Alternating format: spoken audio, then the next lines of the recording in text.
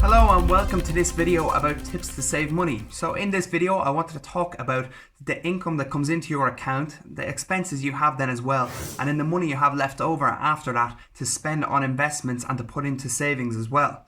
So firstly, what you want to do is go and have a look at your bank account. Look at the money you have coming in every month. Do you have stuff coming from your usual job? Do you have a side hustle as well then that's bringing you in money? Calculate the total amount of income you're getting on a monthly basis. Then have a look at your expenses. Really dial down into your expenses and see, are there areas there that you're able to cut back?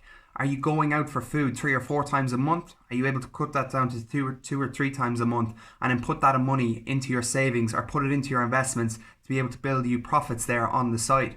As well, then look at things like transport. Have a look at your rent. See if there's areas there that you can save on as well. If you have things like subscriptions such as a Netflix account and a Disney account, can you forego one and just have one? Because you're going to be racking up a lot of expenses here by having 2 accounts like that, or a lot of things that you don't need. As well as that, then have a look at your gym. Are you going to an expensive gym that's costing you too much and you're only going maybe 3 or 4 times? Have a look at the cost benefit analysis here. How many times are you going, and then what is the total fee? What's it going to cost you per one visit? See then if you're able to go onto a program where you just pay every time you go, if this is going to save you money in the long run. You really want to dial into all your costs, be as cutthroat as possible with these then, and see where you can make as much savings to put as much money as possible into those savings or investments every month that are going to be building you profits on the side while you sleep. So the first thing I would say is, once you get 100% of your income into your account at the start of every month, what you should do, and what I do, is I get 25% of that and I put it straight into savings or an investments account. So I have a trading 2-on-2 account. I will show you, it's going to pop up here on a card about how to open your own if you don't have a brokerage account. I put my money into here and I invest it straight away. So the first thing that comes out of my account is I'm paying myself, and that's off Robert Kiyosaki's book, Rich Dad Poor Dad. The man, the myth, the legend, here he is. And look, if you're getting value from this video, you smash the like button. It's a really good habit to get into, because the rest of the money that's left in your account then, that's for everybody else or anything else you need to spend it on. And you will find ways to make that money stretch out then if you have to pay other people as opposed to yourself. We all know we get to the end of the month and with our incomes then, we've spent all of it, even though we don't have expenses that match up to those incomes. We end up spending that extra money and buy things we don't need. So make sure you pay yourself first, as this is going to be a good way to be able to build your profits on the side and invest in those things with the extra cash flow you have left over. If you can only put away, say 10%, but you think there could be additional savings there but you won't know until the end of the month, I would suggest you getting onto an app like Moneybox. So Moneybox is an app where you can go on, and anytime you make a transaction, it will round up to the pound or dollar. So if you make a transaction, say for example for 79p, it will round up to £1 and put that extra 21p then into a savings or investment account for you. So this is going to be a passive investment strategy, and what Moneybox let you do is you go on and you choose your risk profile, and based on that then, they will invest your money that rounds up every time into a different investment for you. So they can put it into an exchange traded fund, which is an investment that diversifies your risk. So without you having to put in any sort of time into that investment at all, Moneybox will go and do that for you. I would also say then, once you have taken away this money, you're going to have the rest of your expenses left. So if you have whatever it is, if it's going to be 85% left, or you have 75 like I will, you could even have more than that. You could have 40% put away for your investments and only 60% left for expenses then. You would have to have a look at your food. So the first thing I would say is, if you're somebody who drinks coffee, look at what that's costing you on a weekly basis. So for example, if you have 2 coffees a day and they're costing you £2 in a working week, that's going to save you, if that's £4 a day for 5 days in a working week, it's going to be £20 that you could save there.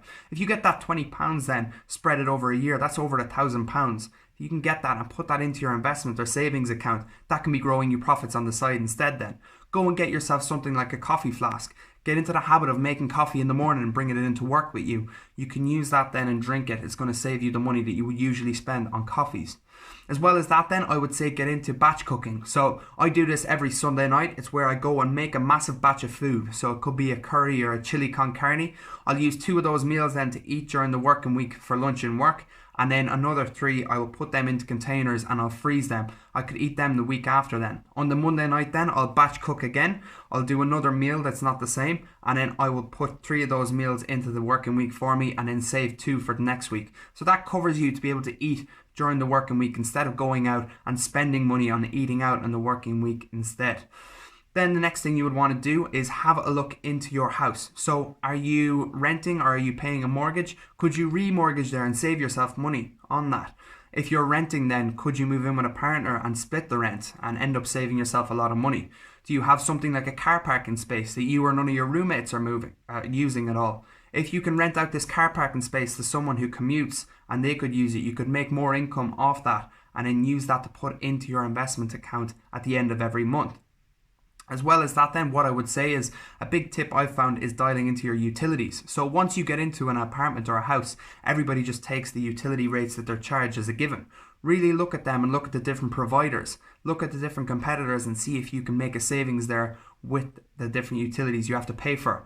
A good tactic I found is I have unlimited broadband with my mobile provider, and what I do is I don't pay for Wi-Fi. I just use this unlimited broadband then and hotspot from my phone. So whenever I'm going on the internet, I just go on the hotspot from my phone then and save that, whatever it would be, 30 or 40 pounds to pay for Wi-Fi every month. Are you able to do the same? Does your network provider give you unlimited broadband? Have a look then at things like transport. So are you commuting a lot where you could be walking instead? Have a look at something like a bicycle. See what it would cost you and do a cost benefit analysis. How much would that investment cost you for the bicycle, and how long would it take then to make that money back in the fares you would save from commuting? Also, the big thing I would say is if you're somebody who has a car, really do not look at investing in a car, or if you have one, look at selling that and look at other ways then for getting to work. A car is probably the worst investment you can make. It depreciates the minute you buy it. So once you buy a car, if you were trying to sell that 1 minute later, it's going to drop in value because you are another owner who's been involved in it. As well as that, then you have high costs involved with owning a car, such as tax, insurance and maintenance costs as well. In populated cities now, there's a lot of car sharing going on. See if you can get into car sharing instead, and that will save you a lot more on a yearly basis because there are so many different tax and costs that add up with owning a car. You really want to be putting that money instead into assets that are going to appreciate in value over time. So look, that's pretty much it for this video, and thanks very much for watching. Hey, thanks for watching. Subscribe to my channel now to see more content like this in the future. See you soon.